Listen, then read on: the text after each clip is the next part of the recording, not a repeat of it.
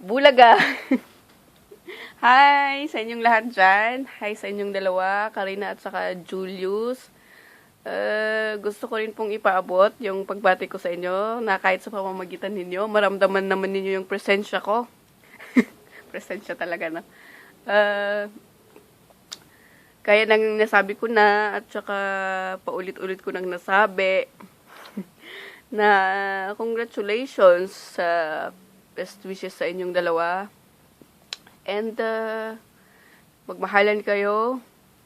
Malamang.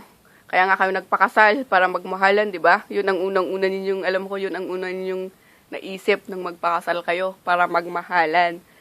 And pinagpipray ko na sana yung pagsasama ninyo bilang mag-asawa, pagiging maayos siya, mahalin ninyo yung isa't isa. At alam ko, naniniwala ako na dahil parehas ninyong kilala si Lord, anuman yung anumang pagsubok ang dumating bilang sa buhay ninyo, alam kong mapagtatagumpayan ninyo dahil kilala niyo si Lord. Maraming salamat sa buhay niyo, lalong-lalo ka na, Karina. Maraming salamat for being a part of my life, na itinuring mo ako bilang kapatid mo, bilang kaibigan mo. And pasensya ka na kung minsan nagiging pakialamera na yung ate mo. Masyado na siyang selosa. Oo, selosa. Napatunayan ko na sa relasyon nating magkaibigan na selosa pala akong kaibigan.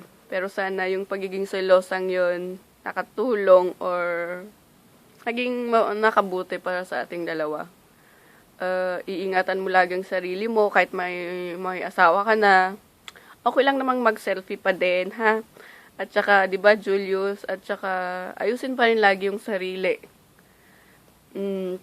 Alam mo na ang ibig kong sabihin doon.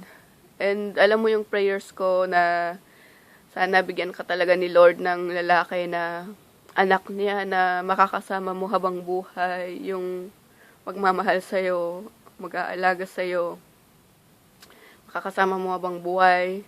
And alam ko na sa pamamagitan ni Julius, yung panalangin na yun inatupad. Gusto kong magpasalamat sa Julius in advance na dahil alam ko, naniniwala ako na aalagaan mo si Karina at mamahalin mo siya. Ano man yung pagkukulang ninyo sa isa't isa, alam kong mapupunuan ninyo yun. Namang pagsubok, alam kong mapagtatagumpayan ninyo dahil kilala ninyo si Lord, at sana